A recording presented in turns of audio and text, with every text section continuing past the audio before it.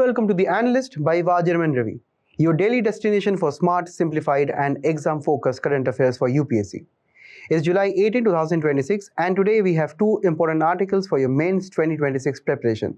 First, we will analyze a question that matters to every economy student and policymaker. Will India's financial year 2027 growth rise or fall? Then we will discuss what is the role of the parliament in the removal of judges in the country and understand the constitutional principles behind this important process. We will also share mains value addition materials from today's news, useful facts, reports, examples and case studies to make your answers richer and more impactful. And finally, we will wrap with prelims pointers which will be highly crucial for your upcoming prelims 2027 examination. So let's begin. Hello all. Welcome back to the Analyst. I hope all of you are doing well. I hope your preparation is going fine. Now, since we have the mains examination approaching soon, and since UPSC loves to ask you analytical questions and sometimes even going from basics to advanced levels, we need to talk about this recent article from your Indian Express. Now, in the explain page today, we have this article which is focusing on the recent GDP growth rate. Now, the author is telling that recently, either on Monday or Tuesday, the recent GDP data will be out by the government of India. Now, these are official figures. And in those official figures, we know that in the parameter of GDP, we also have various other variables such as nominal GDP and the real GDP. Now, the author is highlighting some various curious parameters that in recent times, you know, that the gap between the nominal GDP and the real GDP, it has been increasing. So, this is why it is highly concerning for India also, because on the other hand, we also have a war which is going on in West Asia. And there are various other factors such as impact of monsoon on Indian agriculture. So this is why we will understand why India, while becoming genuinely richer, because India is actually poised to become one of the most fastest growing country in the entire world. We also have the aspiration to become a Viksit Bharat or developed India by 2047. So this is exactly why we have to understand the GDP data very, very well. So from the perspective of the exam, we will actually understand why the higher prices maybe are creating an illusion of faster growth. So understanding the very basic concepts which will be useful for your prelims examination and going for your mains examination analysis also, we will start with the very basic definition of GDP, because I know many of you will be knowing the basics of GDP, but there are also various students of mine who are starting preparation for the first time. So for them, let me tell you, GDP is nothing but the total monetary value of all the goods and the services which are produced in a domestic country like India in a particular time period such as 2026-27. So this is what we mean by GDP, and you know GDP is a very important measure to understand whether as a country we are progressing ahead or not. Now actually when we talk about GDP, it is based upon two important factors too. Now measuring GDP also can be very different. When we talk about nominal GDP, this is what we mean by the total value of all the goods and services produced in a given time period. This means that we are trying to calculate the value of all of the goods and services produced at current prices. Now, let us actually take an example and understand this from basics, because this basic understanding will be helpful for the detailed analysis that we will do right now. Now, suppose that I have a biryani shop and I sell biryanis at 50 rupees per plate. And I have been operating that shop for the couple of years in the past.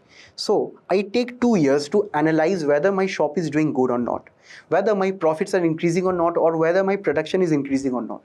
Because at the end of the day, for a business, all that matters is whether my production and the profits are actually increasing in the future or not. So suppose that in 2025, I sold 100 plates of biryani. And in 2025, the prices of my plate was 50 rupees per plate. So what is my total revenue that I got? It is 5,000 rupees, because I will be multiplying 50 rupees into 100 plates, right, in 2025. Now suppose I wonder that in 2026 also, I have sold the same number of plates, that is 100 plates. But due to West Asian conflict, the cylinder prices went up and the cost of production maybe has increased 10 rupees per plate. Right now, whenever I go outside to have some food, right, I see that the prices of golgappas, chow means have increased. Na? All of you have also seen that. So the same thing has happened. This means that my total revenue has increased. Now, as a business person, is it good for me to see that my total revenue has increased? Definitely it is good for my business from a business perspective that my revenues are increasing. But there is a very hidden perspective and hidden dimension here. The hidden dimension is that, the production value remained constant. I mean, I'm selling the same number of plates, but the prices have increased. So this means that this is what we mean by nominal GDP. Nominal GDP always calculate the total money value of your goods and services, right? Where we calculate quantity into price, right? So we calculate the total product here, and that is where we get the nominal GDP. Now, when we talk about real GDP means that, for example, I will fix my rupees per plate. That is, for example, I will be fixing that 50 rupees will be fixed because I want to compare this in the coming years. Say, for example, in 2028, right? I actually again sold 100 plates. So what will be my total revenue? If I calculate the real GDP, because I have fixed at 50 rupees per plate, the revenue will be again 5,000. So it means that for real GDP to increase, right? For real GDP to increase, I have to increase my quantity of production. I have to increase the quantity of biryani that I sell.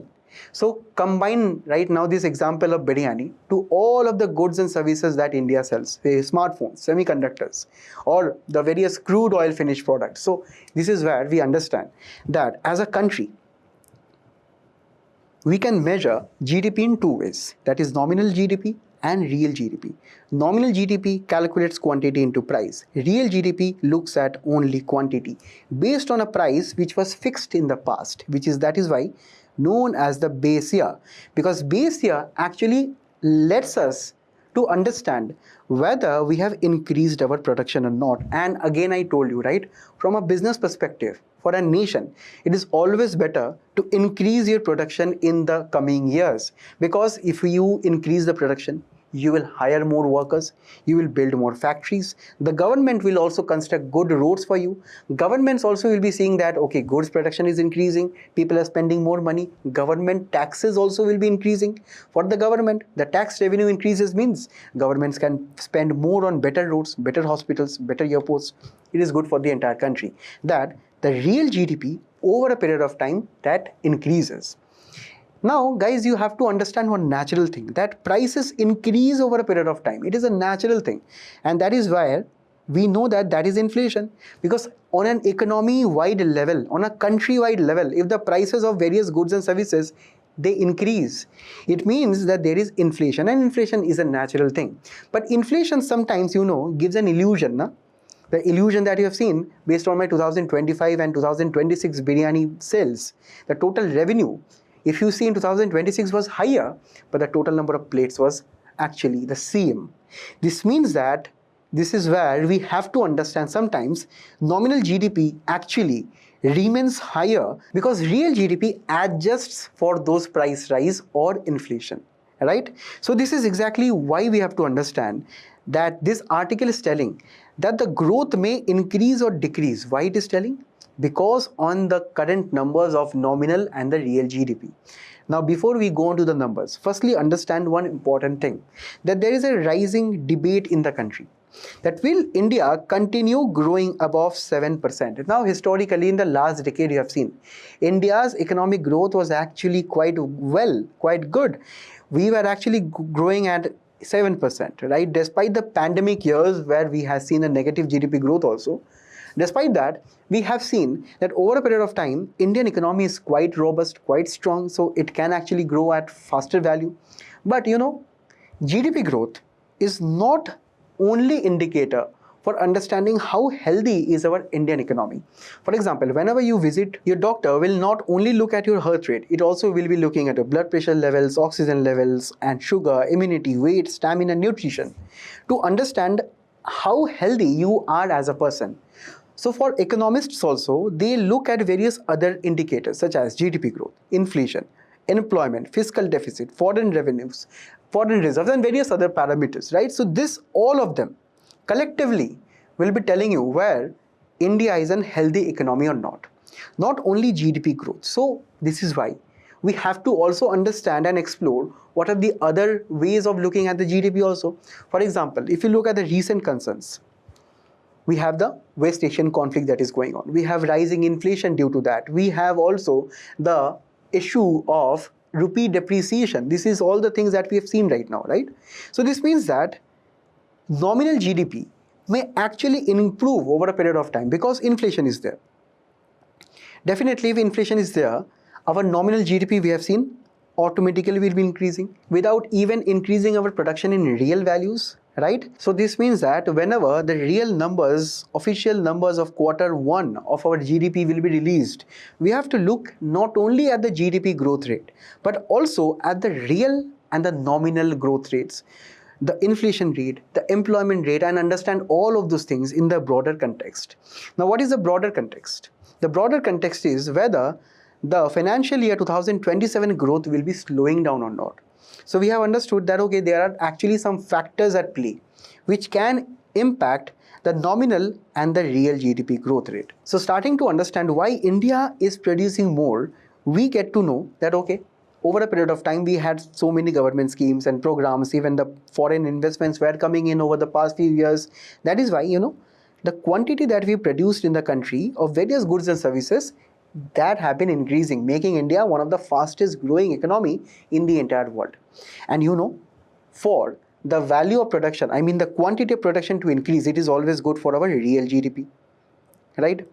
Because real GDP is actually talking about whether the production value is good or not in the country. But when we talk about nominal GDP, we also see that in the recent times, we have higher inflation.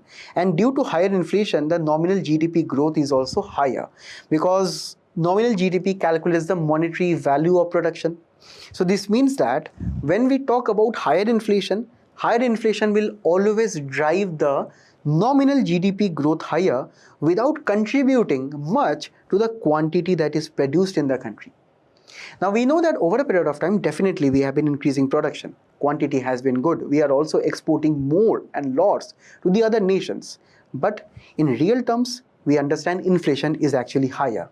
And we know if nominal GDP rises, that means that, okay, the prices of various goods and services are increasing. Inflation is there. So definitely, whenever the prices rise, we know that the GST collection also can rise because GST is embedded within the price of a product, right? And also, whenever we understand that the prices are increasing in an economy, we have an inflation scenario. So definitely the companies also would like to offer more higher salaries to their existing employees and even hire more workers to actually produce more goods and services, because by the basic law of demand and supply, we know that whenever prices rise, suppliers would want to increase their production. So how to increase their production? By hiring more, by setting more factories. And that is where the overall GST collections also rise, because more goods and services are sold in the country. More people generate higher incomes in the country. So income tax collection also rise. Also, when companies sell more produce, definitely their revenues, or say private corporate revenues, will increase. So taxes also will be increasing. So if you understand all of these impact on our total debt to GDP ratio or the government borrowing, right? So this is also what will be impacted. So we mean that by an increase in nominal GDP, we see that how the economy is increasing its various other values too, right? So this means that we definitely know that the nominal GDP is increasing. While that is a good thing, no issues with that. But what is the issue? The issue is the real GDP slowing down, because mainly in the current scenario, we have a global supply shock that is happening due to the Iran crisis. We have discussed this a lot. We have understood how this West Asian crisis is driving up the oil prices, where we are spending more dollars right now in exchange of rupees. So definitely our import bill is growing up. And we know that since crude oil is a raw material, it is used in transportation sector, fertilizer sector. So from transportation to agriculture to even our plates, we are seeing inflation. This is where whenever the prices rise, we know that the consumers spend less because it hurt their wallet. And this is where the corporate sector, on the other hand, on the first instance, we have seen how prices rise can increase the overall production value, salaries, production and everything. But on the other hand, if people spend less, definitely going forward, the companies also will be selling less, their revenues will go down, their future investments will fall. And this was also seen in the recent data that we have understood from the IIP. In the recent discussions also we have seen that okay, the manufacturing growth in the recent time period is actually growing well. In the recent past few months, the manufacturing sector has been doing well. But if you see, look at the long-term duration, it has been fluctuating very, very widely. Industrial production in the country has been fluctuating widely because of such geopolitical concerns and various other concerns too. So we can conclude right now that our nominal GDP is increasing, our real GDP is slowing. That means what? That means the gap between the nominal GDP and the real GDP is increasing, as I've showed in the very first slide also. And that is not a good thing. But we will come to this again. As of now, understand this. Why in 2026? We have a very mixed report card. On the very growth side, we understand that India is actually the first when it comes to the real GDP growth. Our real GDP growth is 6.4%, which is much more ahead of China, Nigeria, Brazil and various other faster growing economies in the world. So that is good, no issues. On the other hand, we see that recently inflation has touched around 4.36%. Now this is actually above RBI's 4 plus minus 2% target that we have also covered in the previous analyst session, that RBI always would love to keep the inflation between 2 to 6% in the country.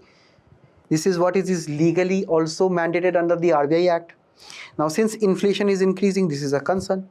On the other hand, we have seen that due to various government schemes such as the production linked incentive, the global capability centers which are being set up, which are actually the companies or say subsidiaries of global big companies such as Google, Microsoft, where they are setting up their own global value chains in the country itself. Apart from this, we have also seen the semiconductor industries being set up in various states. So this means that okay, the employment is actually maybe in a stable condition. On the other hand, we have also the condition of jobless growth, where we are not actually adding more jobs in the country, but our GDP or say the nominal GDP is actually increasing too. This is also a concern. On the other hand, when we talk about the infrastructure sector, this is actually one of the biggest strengths of India in recent times.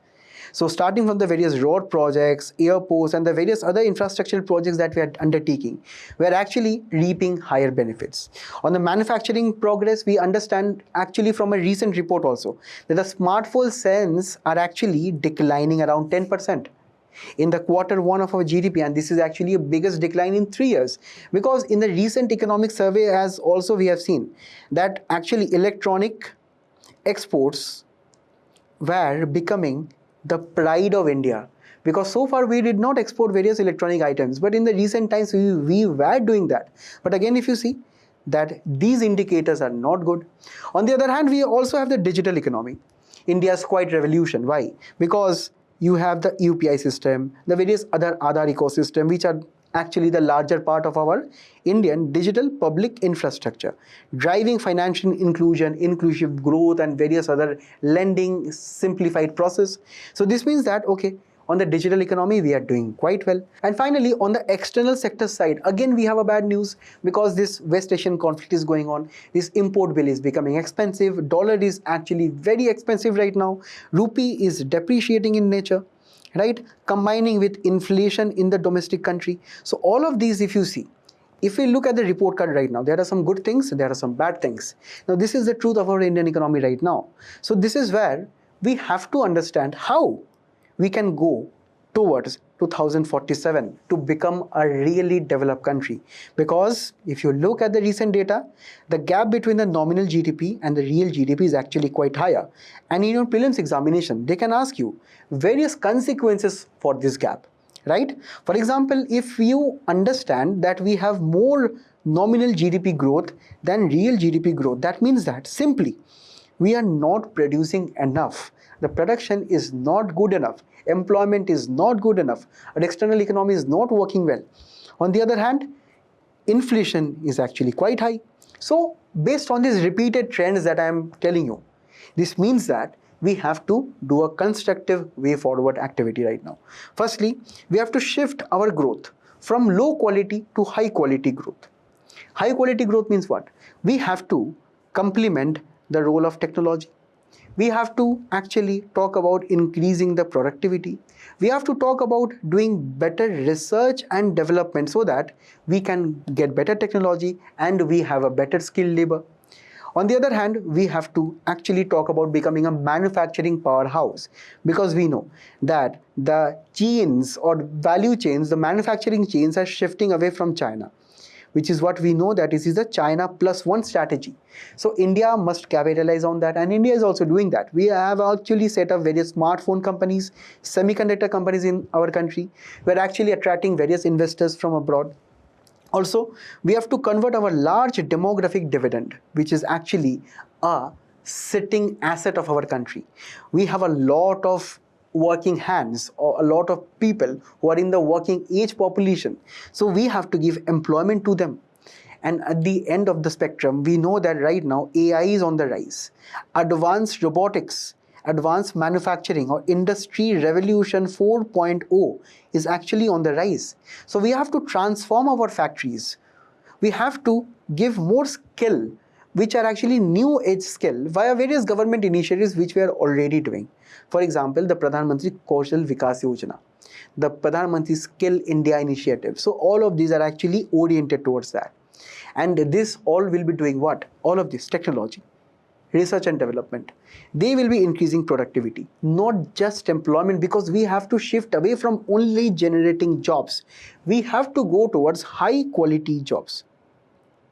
High quality jobs means jobs which are actually highly formal in nature. They have good social security benefits, and at the end of the day, they are also the future of jobs. We should not only be building factories which are actually, on a small and medium level. We also have to build mega factories and advanced factories too. On the other hand, we cannot ignore the external economy.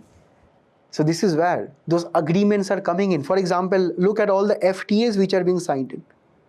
Look at all the various deals, even in the various deals concerning the critical mineral sector. So those are actually done why? To strengthen our supply chains, so that in case of any external conflict in the recent times or in the future, we will be insulated because of these agreements. Sixth, we have to move from consumption-led growth, where only the consumers are responsible for buying various goods and services, to a state where more startups are born and they come with more and better innovation, so that demand is created. New demand is created for various new products, right? And finally, we should also complement the green growth, because without environment, we cannot be competitive enough, right? And also the recent instances of European Union and its carbon border adjustment mechanism, we understand even how environmental regulations can impact our exports in the future too. So this is where, in the comment section, I want from all of you, under respective pillars, 2 government initiatives in this regard that India already has been doing. Now, in your mains answers, we have to talk about this way forward in this particular aspect, discussing what were the impacts, what were the factors why we have higher nominal growth than the real growth that we have discussed right now. We also have to talk about what were the factors behind that. Best possible scenario is that you also can give only financially 2027, 26 and 25 data and show that in the past the nominal and the real GDP growth was not that high, but in the recent times it is actually increasing to this kind of factors, and this is what we have to do to solve that particular issue. After you have done that, answer this question and we will move on to the next topic, where we shall understand what is the role of the Parliament in the removal of the judges of the Supreme Court and the High Court in the broader context of how should a constitutional democracy like India hold judges accountable without destroying judicial independence. Now, holding the judges accountable while also respecting the judicial independence is actually a very, very delicate balance that we have to keep in the country. So this is why from the context of GS2, let us understand this issue from the basics. So for the beginners who do not know who Justice Yashwant Verma is, he was actually the former High Court judge of Delhi. Suddenly one day, huge cash which was burnt, as you can see in this image, was found in his house. and some cash was also found to be burning. Why? A judge is having huge hoards of cash in his residence. This was the main concern which was highlighted by the media, by the various experts, and this is when the Supreme Court actually intervened. They conducted one investigation where they found that there are some irregularities, maybe some instances of corruption, taking favoritism, taking favors from various outsiders by this particular judge, and this is not maybe a new thing for the Indian judiciary. Starting from the lower judiciary, right, to the upper levels. We have seen in recent media, in recent news, the instances how the judges abuse their independence, because the Constitution of India, actually has given a very high degree of respect, dignity, and also independence to the judges of our country, because they are expected to be serving without favor or fervor. They are expected not to take any sides. They are expected to be pro-citizens. They are expected not to abuse their privilege. And that is why they are given such a very big amount of extraordinary independence. Right? For example, the member of the parliament or the member of legislative assembly, they cannot discuss about the judges' conduct in the parliament. They cannot criticize them. Even the Supreme Court and the High Court, right, has various penal provisions or say penalties or punishment for anyone who will be speaking, say, in a very derogatory term in the media against the judiciary. So there are so many instances. And also the process of removal of Supreme Court judges and the High Court judges is so difficult that so far no judge in the country have been impeached or removed as of now. So that is why we have to understand, how do we make the judges accountable without making them politically vulnerable? Because on one side, we have to understand that too much independence to the judges can make them unaccountable. I mean, if you give all kind of freedoms to the judges, right, and they abuse their position of the office, they will be unaccountable, right, to the public. They can literally do anything. On the other hand, that is why we have inserted various provisions in the Constitution, such as their removal can only be done by the Parliament, not even by the state legislative assemblies, guys. So the High Court judges and the Supreme Court judges, to prevent them from becoming highly unaccountable, so we have a check mechanism. That is why they can only be removed by the Parliament under the various articles. For example, say that the Supreme Court judges can be removed under the provisions of some multiple articles, and the High Courts under this kind of articles, where we have a detailed provision, because there are provisions in the Constitution that for the removal of the judges, we need to have an act of the Parliament to regulate the entire process in a very partial way. So that is why we have the Judges Enquiry Act of 1968. So this act is having various steps by which we can remove a judge of the High Court or the Supreme Court. Now this process, if you can see, for example, if some judge is found to be highly corrupt, what will happen? Firstly, there should be a motion of around 100 MPs in the Lok Sabha or 50 MPs in the Rajya Sabha. This motion should be detailing why this judge is corrupted or why there are various instances of complaints against that particular judge. So, based on proven misbehavior and incapacity, the motion will be kind of, say, accepted by the speaker, right? And here the role of the speaker is very important, guys, because here the motion will be presented to that person. They have the discretion to either accept or reject this motion. Suppose I say that, okay, the speaker told that, okay, these charges are really serious, they have to be investigated. That is how under this particular act, an inquiry committee of 3 members, where a Supreme Court judge, High Court Chief Justice, and a jurist must be there, where this investigation will be done, and this investigation then will be presented to the Parliament. Mainly the Supreme Court will be doing the investigation. As you have seen here, Supreme Court did the investigation. That means that in this Yashwant Verma case, we are actually at this step 3.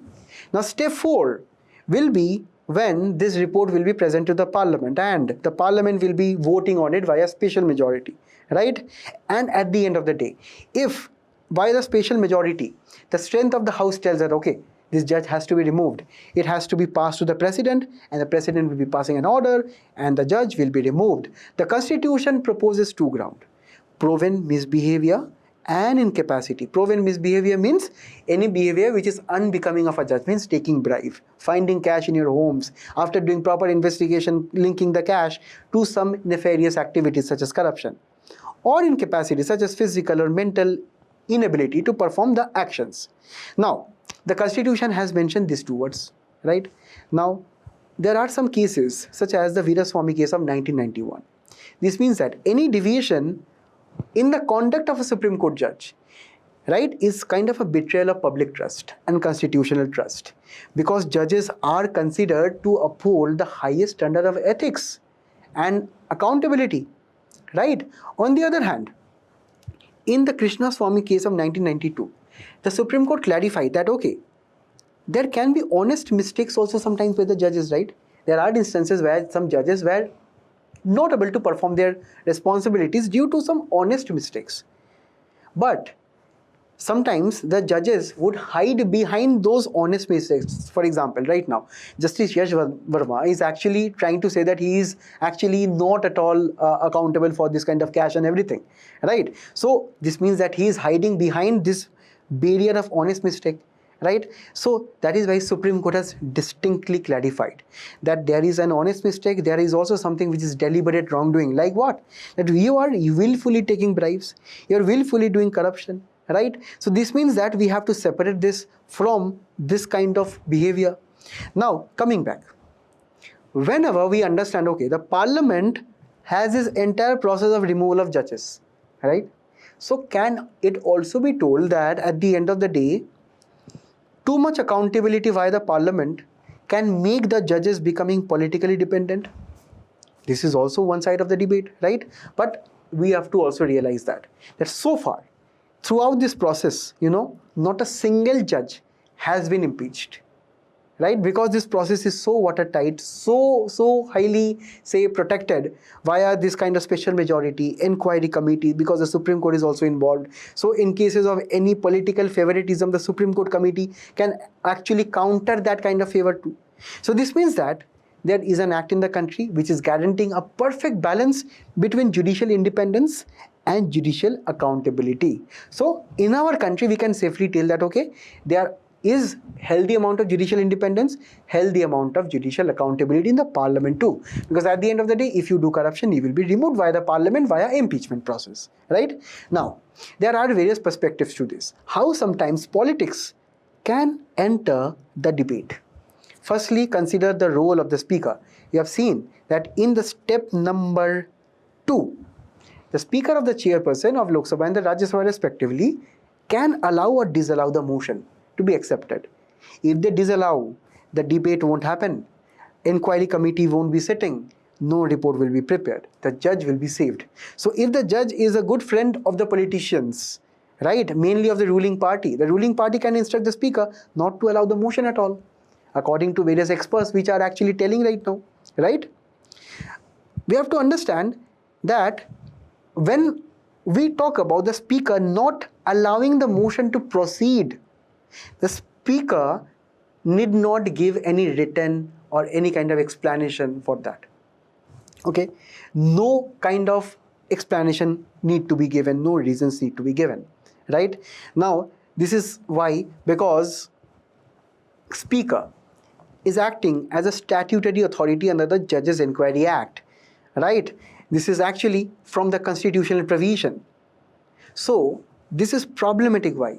Because, say, for example, the president of the country is also impeached, where the speaker's motion admission needs to be mandatory, right? But in real life, you understand the role of a judge is more important, right? The judges actually decide on the various important cases that affect the real fundamental rights of the various citizens like us. So for them, this is a discretionary power of the speaker. So this is the first thing that the various political experts tell, that speaker has a very, very high power in admitting or rejecting the motion in case of any judge accused of such corruption practices.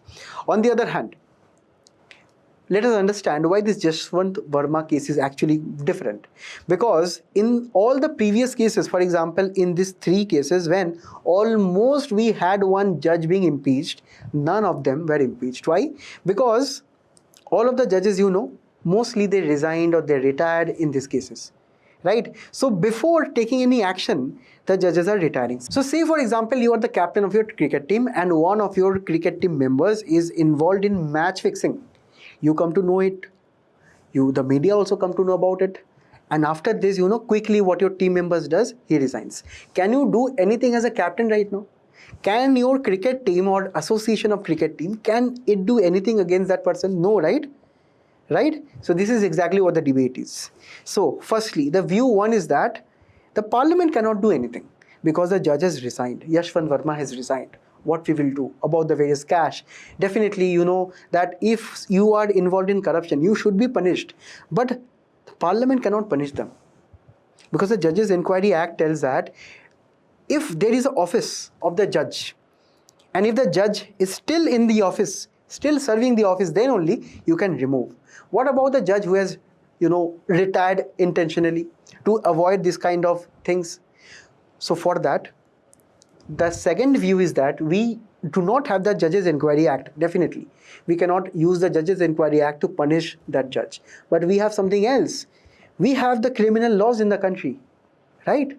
So even after having retirement, the judge can be held liable for the various criminal deeds that judge committed due to corruption.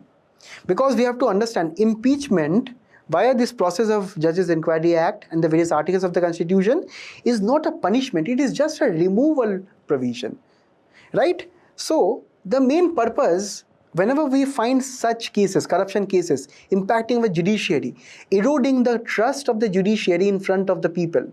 So this is where we understand the institutional accountability comes into picture. So right now, we have to actually look and see that how the government will be dealing with this matter, because under our national laws, we have the criminal law to punish the crime, right?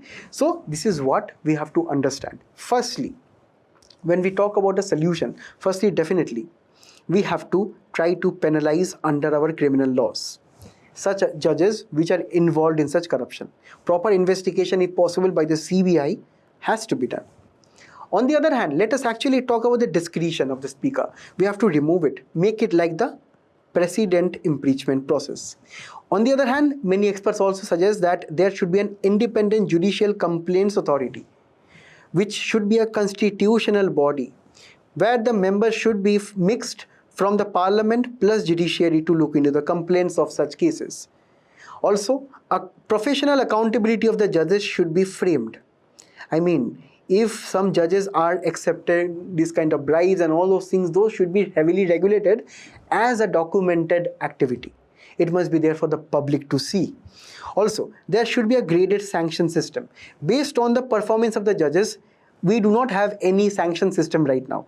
If they're performing good, we should be actually rewarding them. If they are not, we should be properly penalizing them. So that should be there according to the level or the nature of offenses.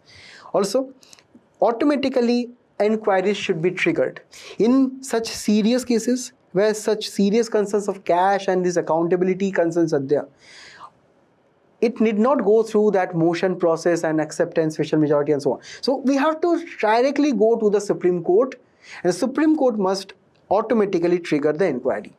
Also, we have to clearly define what do you mean by misbehavior. It can mean many things. We have to clearly come up with the Judges Inquiry Act, amend it and define. What do you mean by that? Because the Supreme Court judges are clever enough to twist those definitions, right? And this is why this is a time-consuming process. They do not resign, they twist the definition, and at the end of the day, the accused actually skip the actual punishment. And at the end of the day, the Supreme Court must be making the reinstatement of judicial values, which is a 1990s ethical conduct for the judges, legally enforceable. Because the main hidden dimension in this entire topic is that the judges are constitutionally accountable, definitely. Are they criminally accountable? Yes, they are. They should be punished aside from impeachment, because a judge can easily escape punishment if they resign. So we have to hold them accountable for their professional accountability, for the things that they do while they are actually serving as the judges. Now solve this question and move on to the mains validation section, where we will look into most important recent data, suggestions, firstly from the Indian Express editorial, where we are discussing mainly about the need for India to increase the research and development funding. Because the main problem is, when we talk about our research expenditure as a percentage of GDP, that is in the range of 0.64 to 0.66% of our GDP.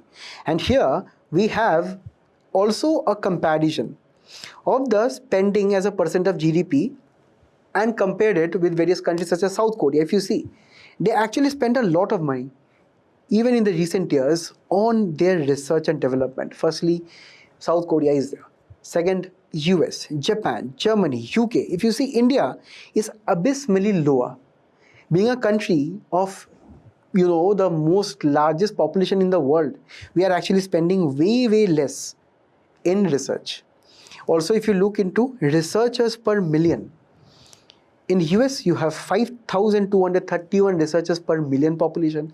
In India we have only 156. When you look at the corporate funding, private sector funding on research, right?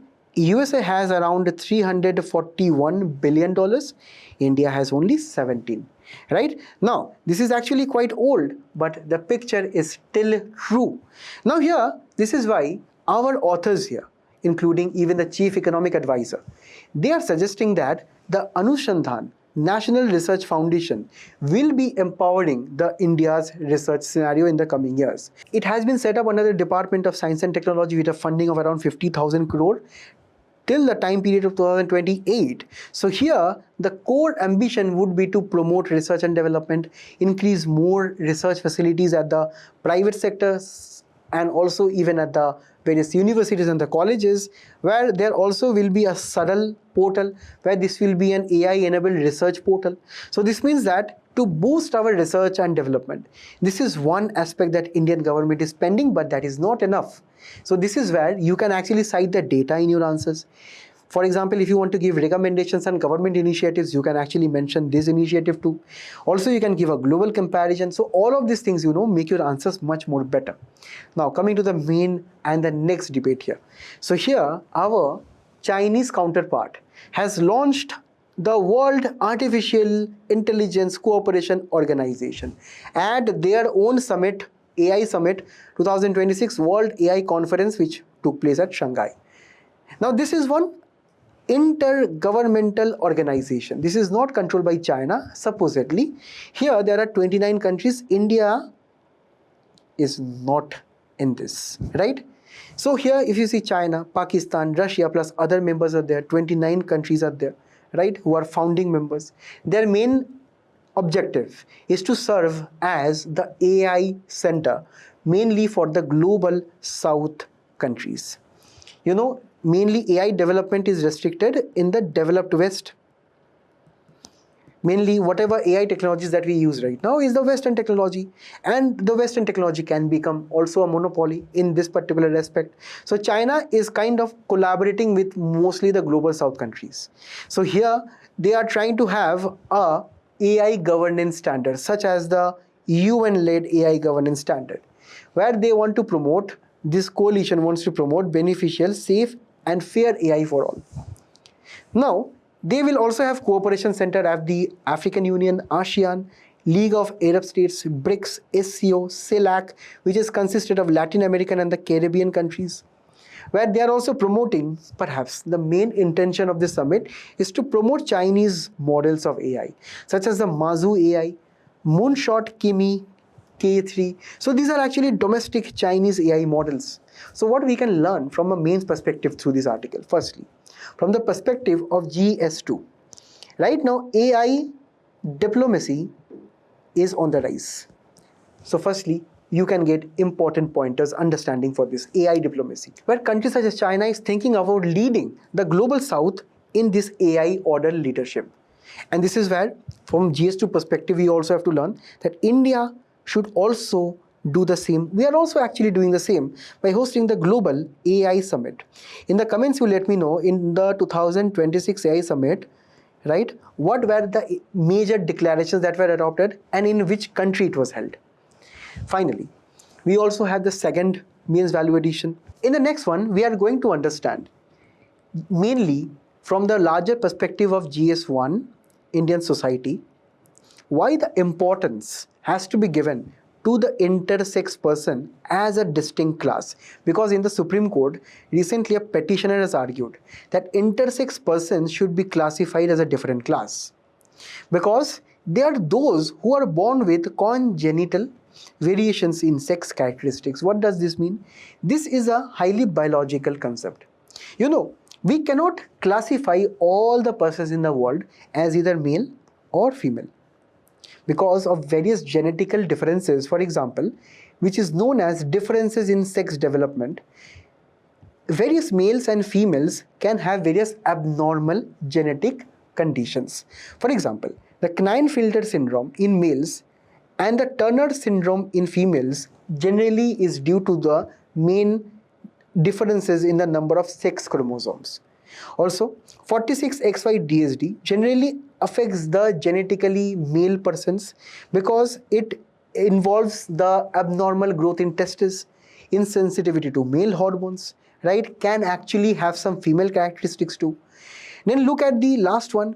This generally impact those people, those female people with abnormal genetics again, where they have ovarian developmental issues, excessive exposure to male hormones. This means that all of these things can impact the gender orientation of a person. And this is exactly why they are demanding a legal recognition that we have to move away from strictly male and female categories. Also, there must be medical reform on intersex infants because many of their parents actually do not do justice to their life by simply ending their life because of their intersex categories. Also, we should, that is why, have a provisional neutral birth entries so that birth entry should not be classified as male or female and at the very first stage according to the petitioner. Also, there should be a national medical protocol committee for intersex care to actually take care of the infants and the people who are suffering from this, kind of distinction. Also, there must be more jobs, reservations in education, college, universities and everything. And finally, assimilation in the administration too, so that we have more officers from this particular respect. So you can actually give various suggestions in your GS1 answers in the context of the recent developments for the intersex persons. And finally, we will talk about the investment friendliness index. You can use this in your GS2 answers related to federalism. When we talk about which of the states are performing really well when they're competing against each other. Also, you can use the same in your GS3, where we will actually talk about India's infrastructural growth and how the states are growing together. So for example, in this investment friendliness index, which is actually released by the Niti Aayog, right? All the states are judged on their infrastructure, business climate, resources, government policy, regulatory ease, institutional environment, financial health and environmental resilience. So we actually identify 953 parameters and we rank the various states. Which state actually has a better business opportunity? So based on this, the top performers generally get scores above 50, such as Gujarat, Maharashtra, Tamil Nadu, and even the states of Uttarakhand, Assam, Himachal Pradesh come in the hilly areas. City states annuities will be like Goa, Delhi, Chandigarh, who are actually doing quite well. So based on your various recommendations or your data, you can give such kind of answers. Now we will move quickly onto the prelims pointers, where the first topic is a major social security scheme, which the EPFO is thinking of launching in the coming months. The name of the scheme is EPFO 3.0 reform. So mainly here, there is a drastic amount of reforms that the EPFO is taking to capture the unorganized sector, where these initiatives and all the benefits will be available for all of the Indians, and mainly focusing on the gig economy and the gig workers too. Because if you look at the recent Niti Aayog reports, right, if you look into the total gig workers, right, in the total world, 1 crore almost will be there in India by 2030. And in fact, we will see this number rising to around 2.35 crore. The current number is around 75 to 80 lakh.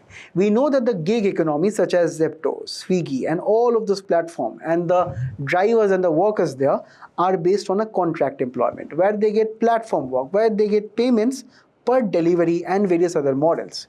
They do not have any social security benefits.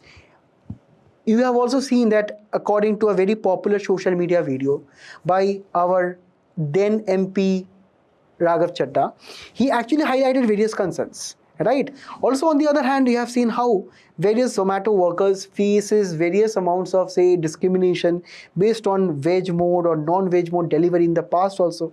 So, you know, apart from low payments, no social security, there are various other issues also. So that is why there must be comprehensive reforms for them, right?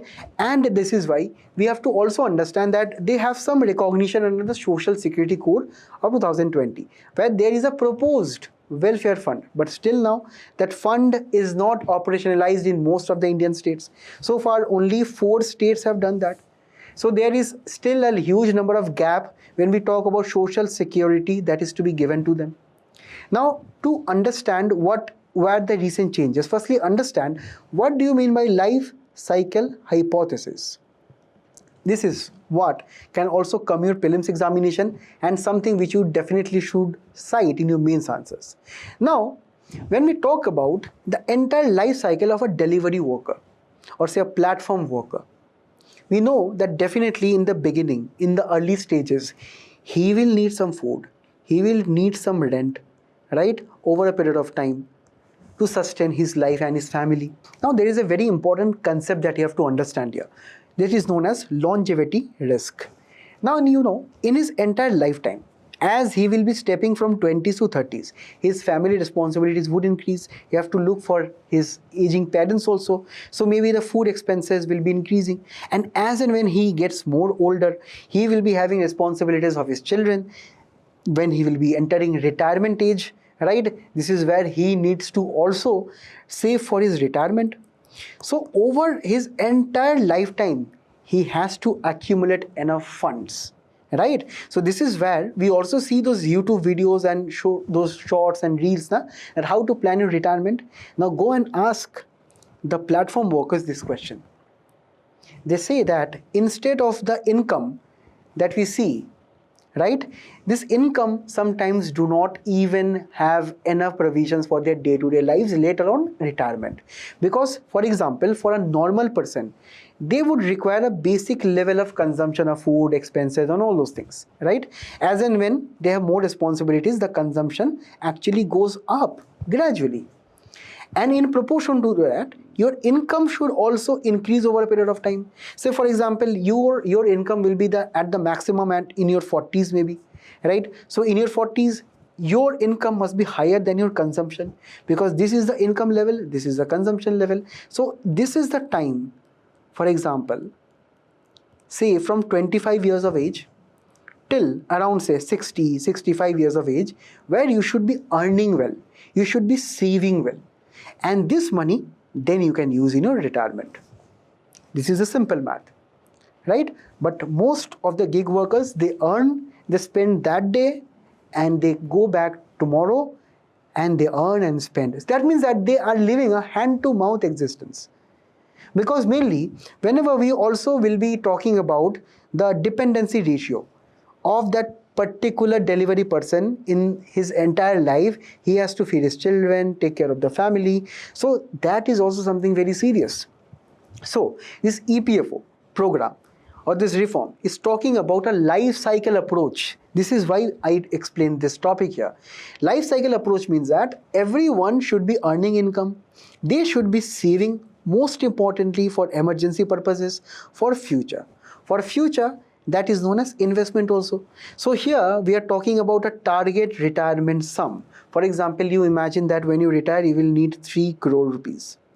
So right now only you should be having that goal of 3 crore rupees. And according to that only you should be earning your money, saving your money. And this is what the EPFO is also targeting. That for everyone there should be a target retirement sum. right? This is where this sum will be helping them to retire and receive monthly income. So this is actually a scheme that the EPFO is looking at the global countries too, such as Singapore, which has a mandatory retirement saving provisions for all of the employees. Housing, healthcare, pension is including within them. Australia also has a provision where the employer, the company, will be contributing compulsory retirement saving. US was also the same. So that is why this retirement scheme has been launched or will be launched in the coming months. Now before that, understand what is the structure of India's pension system. So for the defined benefit pensions, mainly for the government employees, all of you, when you will be clearing the exam, all of you will be getting the benefits of the old pension scheme or the national pension scheme based on that. Organized private sector pension is based on the employees pension scheme. So this is what the EPFO is targeting even for the gig workers, for the marginal workers, even for the most vulnerable sections of the population. Apart from this, we have also the contributory pension, non-contributory social pension schemes. Now, when we talk about the main motto and the objective of the EPFO, it is not to deny any kind of social security benefit to anyone. It is to give the benefits to all of them. So that is why everyone should be having their target retirement sum. And there should be a kind of a unique account number to those kind of people who are having the accounts with the EPFO. What happens, whenever you are in company A, or say you are in platform A, and then you go to a different platform B. For example, if you are working in Zomato, you are going to Swiggy. So this means that every time your account number should not change. Your account number should be permanent. And based on the contribution of the work that you're performing at the, say, platform work or say any other work in general, it should be a voluntary deposit scheme where the workers are contributing voluntarily from their pockets. And on the other hand, platforms such as Swiggy, Zepto, Zomato, all of them should also be contributing towards the scheme. This means that around 1 to 2% of the annual platform turnover, that money should be given as social security to those workers, and also that can be a maximum amount of 5% of the total payment the platform gives to the workers. And here, government also will be contributing money by a co-funding, and the third party such as NGOs, corporate social responsibilities, money from there can also come under this initiative. So if you can understand, for the social security of the workers there, we are contributing firstly from the worker themselves. We have made it voluntarily so that the workers themselves can define or say decide whether they want to save or not, because itself the salary is quite low. But the number 2, 3 and 4 provisions are there to actually contribute for the welfare. And once the money has been collected under the scheme, the money will be invested in the various government securities so that the money is actually kind of safe and it will be remained locked, and it can also grow in the near future as kind of investment. And now let us look at what are the various other features of this scheme. Firstly, UPI based PF withdrawal will be enabled. Now this will be enabled on an IT platform where you can actually go and sign in onto your EPFO account and you can easily withdraw money. Now, when you talk about withdrawal of money, it will be made in a very faster way. You do not need various lengthy claim process, right? And also, when we talk about the money that you can withdraw at one go, it has been raised to around 5 lakh from 1 lakh. And within 3 days, the claim has been settled. And it will be even covering some of your emergency expenses, such as in case of any education expenses, marriage, illness, housing, where the portal also will be made available on WhatsApp. 24/7 support will be given, right? And at the end of the day, the member support will be better. For example, in cases of any direct benefits transfer or any other government subsidies or schemes, right? So everything will be addressed here as far as the EPFO is concerned. Also, there is a provision of mandatory lock-in of around 25%. That means that you cannot withdraw more than 75% of your money. If you have, say, for example, 100 rupees in your PF account, you cannot withdraw more than 75 rupees, right? Also, when we talk about the uniform service requirement, it should be around 12 months, right? For each and every kind of professions. Next, employees' pension waiting period also has been kind of reduced. Consolidation of various micro schemes of various government schemes has been done on this portal so that you need not go to any other portals. And finally, in case of any unfortunate death in the family of the head person who is contributing to the PF, the benefits should be going to the next particular member in that family. So this was all for this. We will now move on to the next one, where we will understand the basic principles of bulletin and why recently a former Japan minister criticized our project. So let us understand the basic principle of how bulletin works. Generally, the entire bulletin works on electric power and motors. They use one of the most developed and advanced superconducting magnets which has been invented and developed by humankind as of now, because the entire train do not have any wheels. They only run on magnets which actually alternate their polarity based on the direction of the train. Also, if you see, the train has a very aerodynamic design. At the front of the train is highly curved to let the high speed wind pass through without creating much friction. Also, they have dedicated tracks which is filled with magnets, advanced magnets, and each of the coaches of the entire bullet train have distributed power. That means each of the coaches have their own individual power source, unlike our modern railways that we actually see that only the engine, for example the first part of the train, is actually the main part of the train and the other carriages are there just to pull them front. Also, when we talk about the braking system, it is very interesting, that whenever the bullet trains supply brake, they actually release a lot of heat and also friction. Now this heat and friction is actually fed into the distributed power. So this heat goes on, or the friction and the various other types of energy, this goes on to feed the electrical power of the entire train. Right?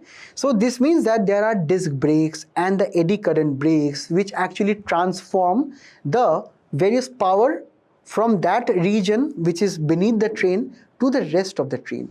So this is why this train or this kind of high speed railway track project is so important for our country, where the train looks like a complete electric multiple units where all of them have distributed power, and also the railway tracks needs to be highly specialized because of the curves, which is why they need a very higher and wider radius.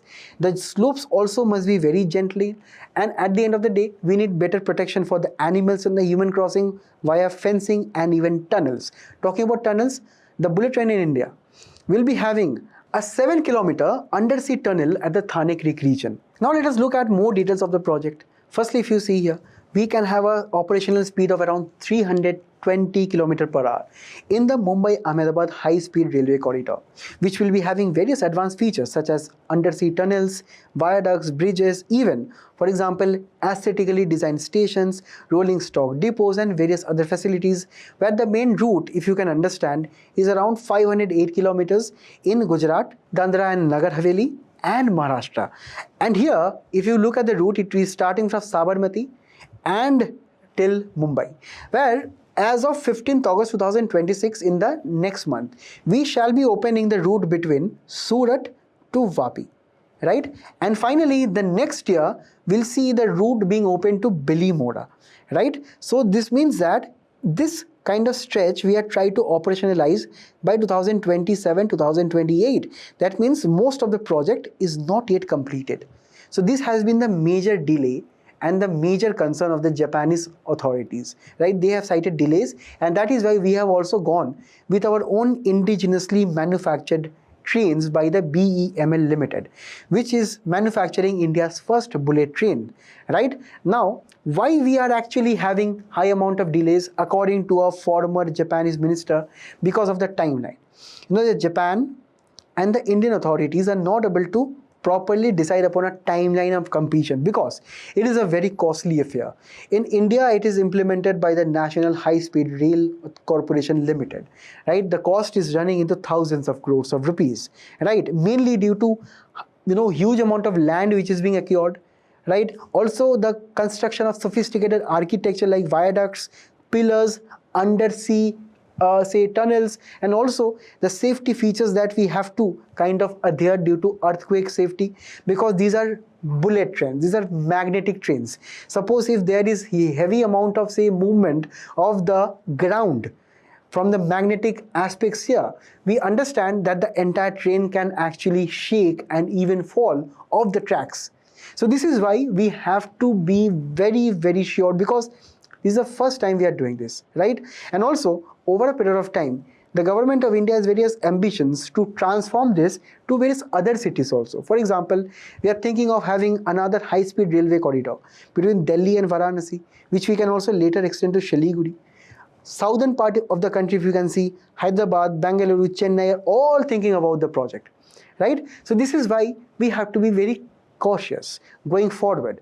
We have to actually have various agreements in motion, right? And also, when we talk about the various safety and standards, we are also collaborating with the European countries too. So based on their own signaling systems, raw materials and expertise, this is a time-consuming affair. Definitely, this much of time should not have been taken, right? And sometimes also we have to understand, when we talk about two countries, India and Japan, sometimes the former Japanese minister also have to keep on mind that on social media, right, the impact of this kind of statements on India and Japan relations can be visible, right? But it is to be also be assured that the Indian diplomacy and the Japanese diplomacy, they share mutual concerns, and that is why they rejected the claim. I mean, from the Indian perspective, we rejected the claim as a personal opinion, but we also have to understand that this is a real concern. So going forward, we have to speed up the process. Also on the Japanese side, the E10 Shinkansen trains, which will be actually one of the most highly advanced trains in the country, they are still under development in Japan itself. So the delay is also from Japanese side. So both of the sides should collaborate and should see the light of the day as soon as possible. Now moving on to the next one, where we shall look from the perspective of prelims and mains why the Indus Water Treaty needs to be updated from Indian perspective. So firstly, understand what the treaty is all about. The treaty is from 1960. It is talking about sharing the waters of Indus, Chenab, Jhelum, Ravi, Satluj and Bias. Why? Because Indus basin is not only in India. We actually have around 40% of the river and the various water resources. Majority area of the basin is in Pakistan, that is 47%, even in Afghanistan and China, right? So here, according to the treaty, the western rivers such as Indus, Jhelum, Chenab, so these rivers are actually for Pakistan's use. So back in the 60s, both of the countries negotiated as to how to share these 11.2 lakh square kilometers of land and the water resources there. So firstly, we agreed that okay, western rivers such as Indus, Jhelum, Chenab will be given to Pakistan for unrestricted use for the agriculture, irrigation, hydropower, right?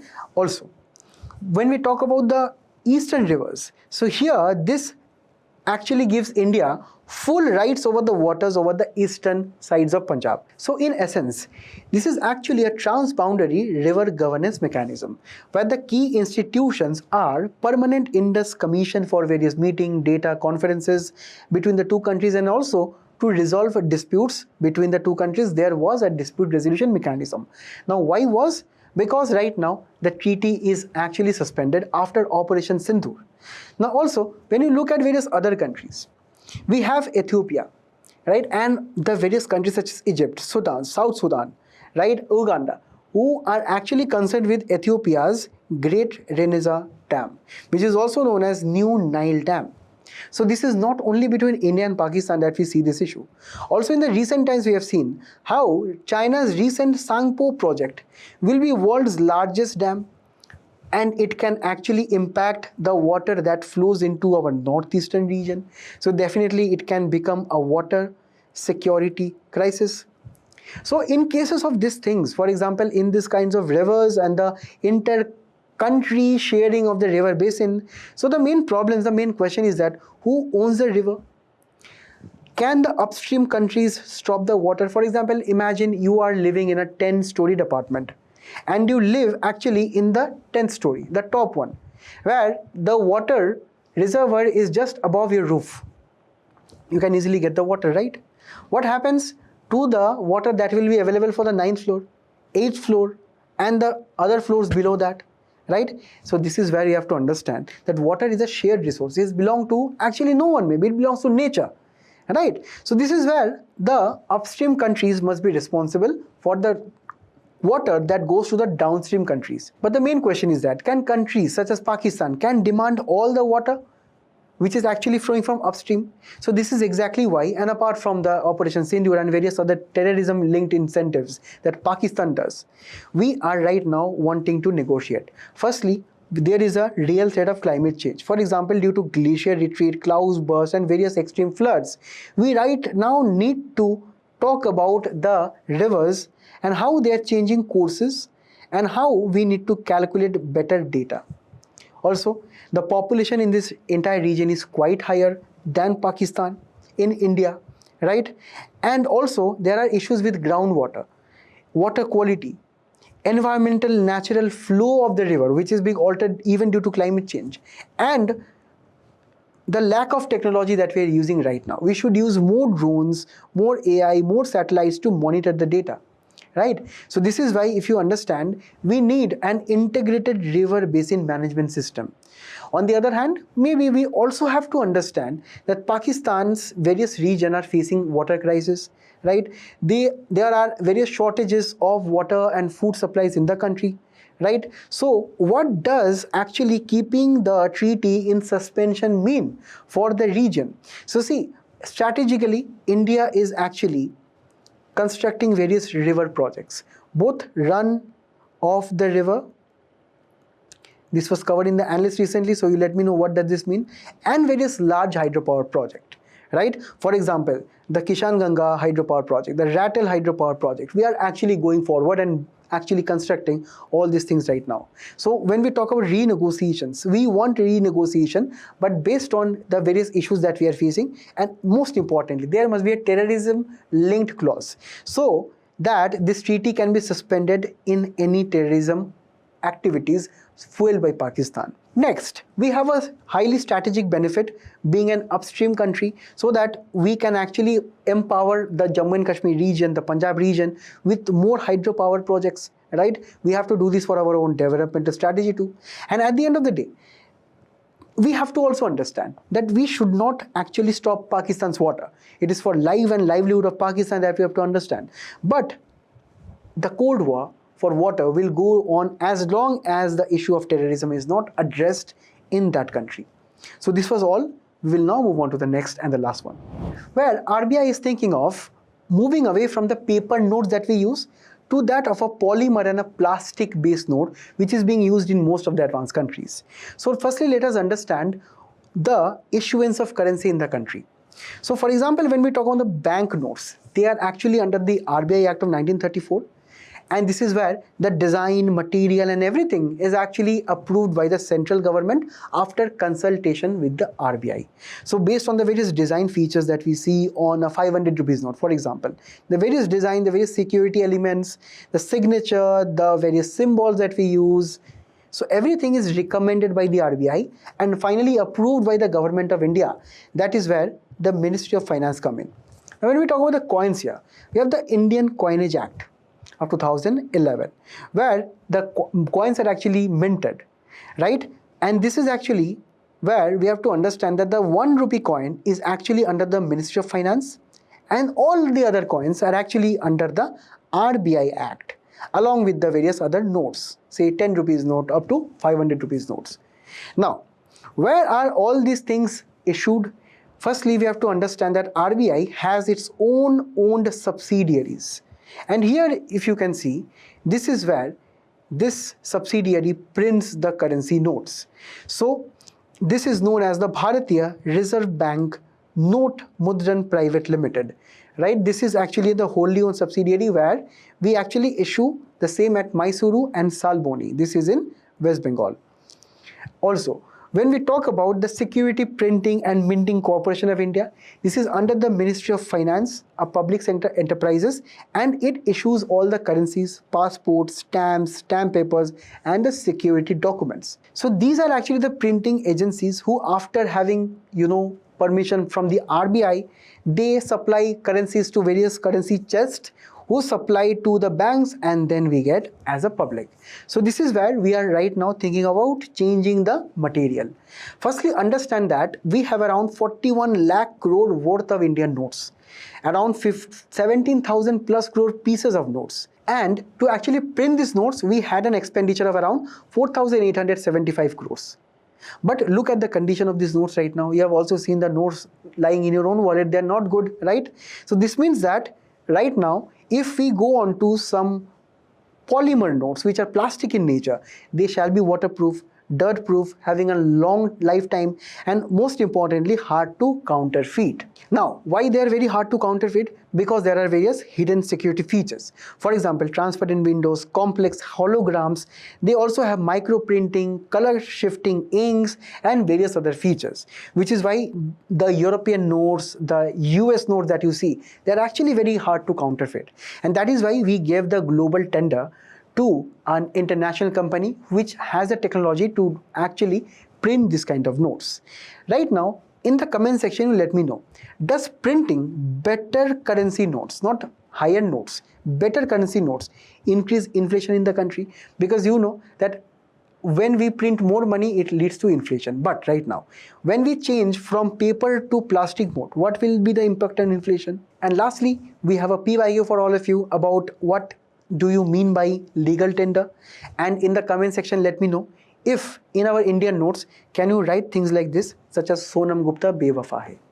And finally, I thank you all for being a very patient audience. Please do attempt the quiz which is following up, and till we meet again, all the best and best of luck. Thank you.